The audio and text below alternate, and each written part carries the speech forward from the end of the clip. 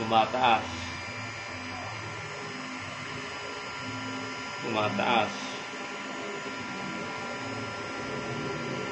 Pag sinagad mo siya sa low, nasa 400 degrees Celsius siya. Tingnan natin kung nasa 400 degrees Celsius siya.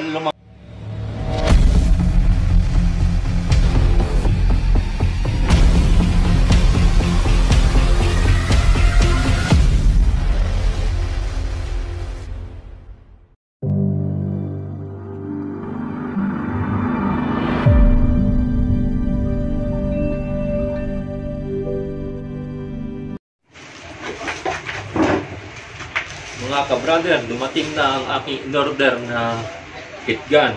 Bubuksan natin.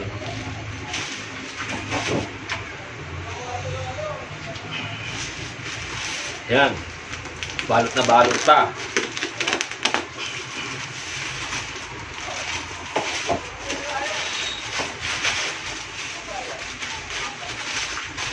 Lagay mo na. Yan. Maganda oh. Nakakuyan pa siya, bubble wrap, pero shape na shape. Buksan na natin. Okay.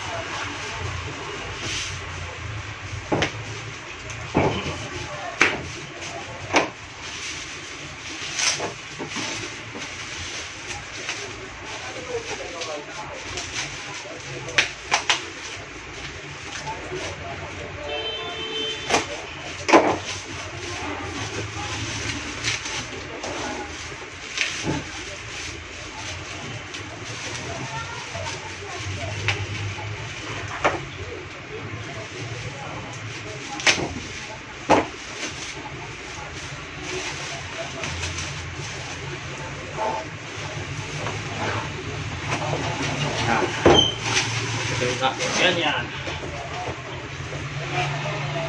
Ito na yan ah. Harapan. Ito yung sa gilid.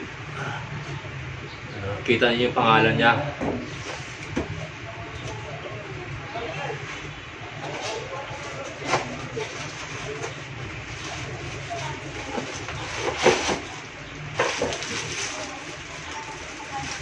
Ayun, naka-plastic pa oh.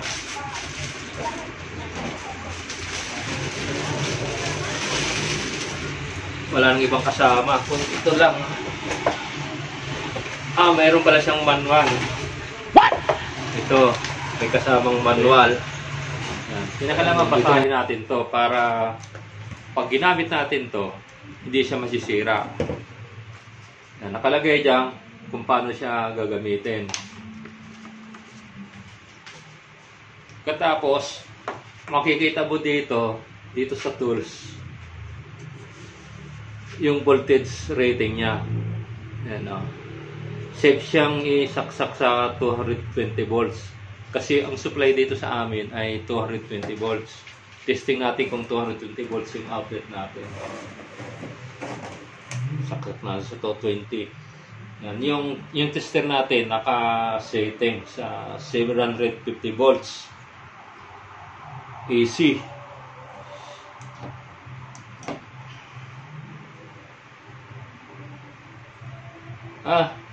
Sira na itong aking tester. Hindi siya nagsasabi ng totoo. Yan o. Nababasa nga ninyo kung ilang voltahe. Nasa 154. May problema na itong tester na to. Itong isang tester ang gagamitin natin. Mas bago ito.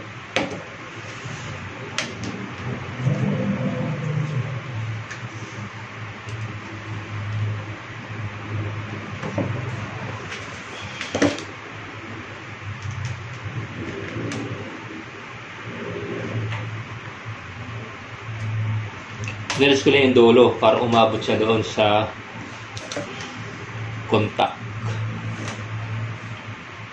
Nakikita naman yun dyan, ano? Ayan o.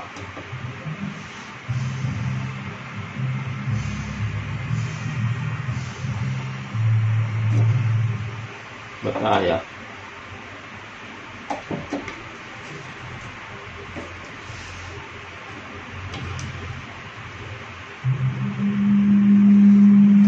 nakalagay dyan, no? Oh. 242 volts. Yan.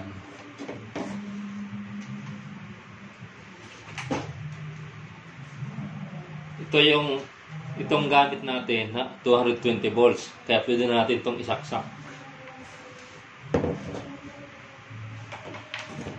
Dito sa outlet. Yan, hindi pa yan aandar. Gawa ng nakasiro siya. Umpisahan natin to sa low. Testing natin sa low. Oh, di ba yung low, mahina ang andar niya, oh. Kapag nilagay mo to sa high, ano,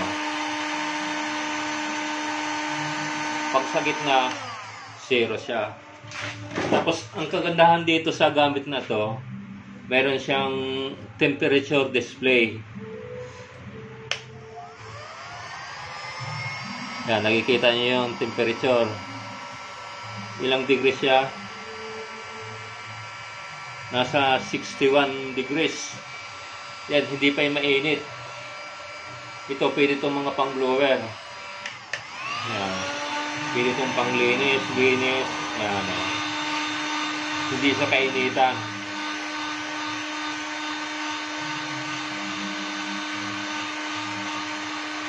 Ilagay natin sa low.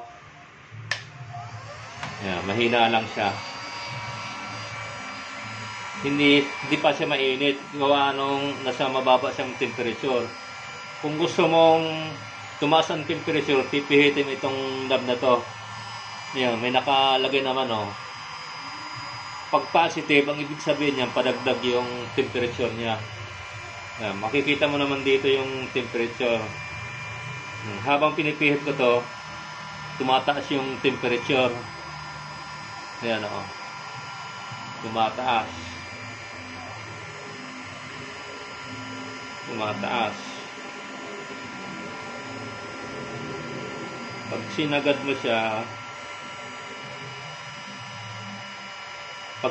siya sa low, nasa 400 degrees Celsius siya. Tingnan natin kung nasa 400 degrees Celsius siya. Lumampas pa siya, oh.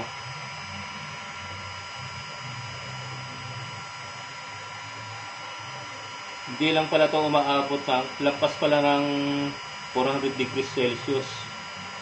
Yan, naglalaro lang siya sa 469. 469, 474, 476. Yan, oh. Hindi na siya lumalampas ng 400 degrees Celsius. Pero kung ilalagay natin siya sa high, aabot siya ng 600. Yan, titingnan natin yung degrees niya kung hanggang saan. Lampas siya ng 600 degrees Celsius. Yan, oh. Binaba ko, baka masira yung ating heat gun. Ayan. Gagawin natin, ititesting natin sa tubo. Gabalto tayo ng tubo. May nakita ako dito. Ito, ang purpose ito, pwede itong pangsabit. Isasabit mo. Halimbawa, may ginagawa ka sa taas, isasabit mo yan. Kung may mapagsasabitan. Tapos ang isa pang purpose nito, pang stand. Yan, o. Para pag gumawa ka, hindi mo nahahawakan. Mag-iinit tayo ng tubo, titestingin natin.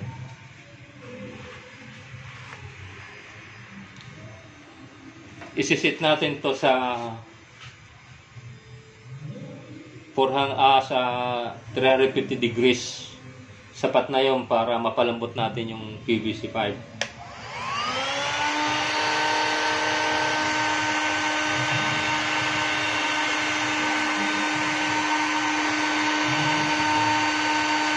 Dahan-dahan lang. Tapos titingnan mo yung temperature niya.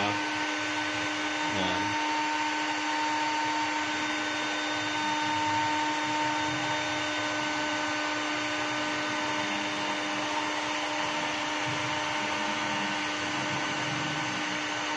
Yan, bawas-bawasan natin. Masyadong mainit. Bawasan natin.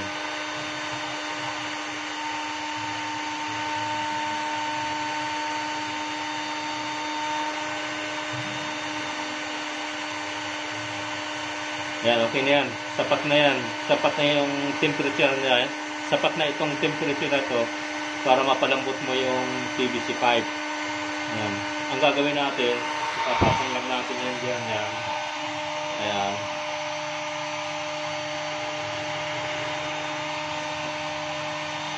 Then tayo ditong kapirasong PVC. Yan o. Ganyan lang siya o.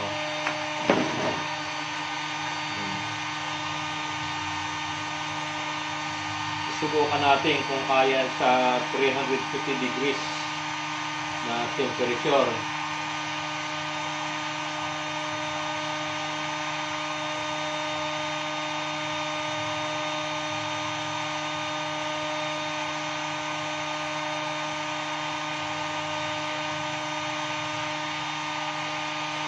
Tingnan natin kung mainit. Mainit siya. Kaya yan. Yung mga ganitong init, kabisado ka na yan. Kasi matagal ko nang ginagawa sa pagpapalambot ng mga PVC pipe. Dito tayo. Dahan-dahan lang para uniform yung pagkapalambot. Ayan o. Ayan, lumalambot na. Yan, lumalambot na. Kayang-kaya ng heat gun na palambutin ang PVC pipe sa 350 degrees Celsius.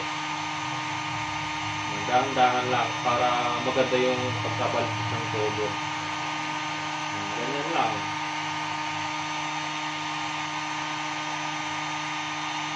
Pag ganitong nakatayo yung heat gun, komportable ka. Kontrolado mo yung pagpapainit. Kulang pa sa init. Kinakailangan yan, naka-uniform yun yung lambot niya. Pag ganyan, dahan-dahan lang.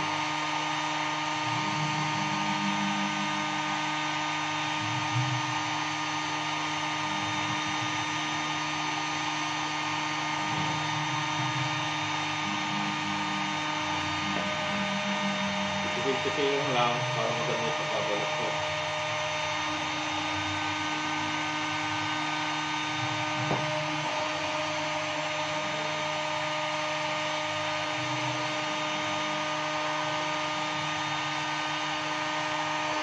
Hindi kasi uniform yung pagkainit. Dapat yung parehas yung lambot niya para hindi nagbubukol-bukol.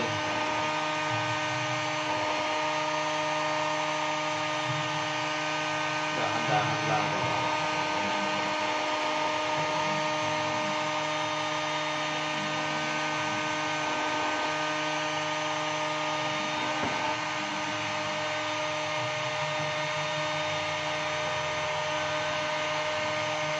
Binubukol o.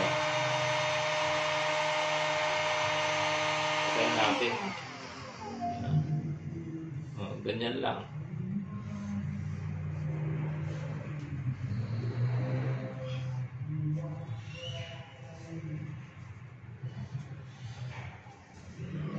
Yan o, maganda yung pagkabaluktot. Pag ganyang kagandang pagkabaluktot ng PVC, napakadaling hilahan ng wire yan. Yan o. Yan. Okay yung nabili natin. Maganda. Pwedeng gamitin sa pagbabaluktot ng mga PVC pipe. Ito ay gamit na gamit sa electrical. Okay itong gamit na ito nabili ko.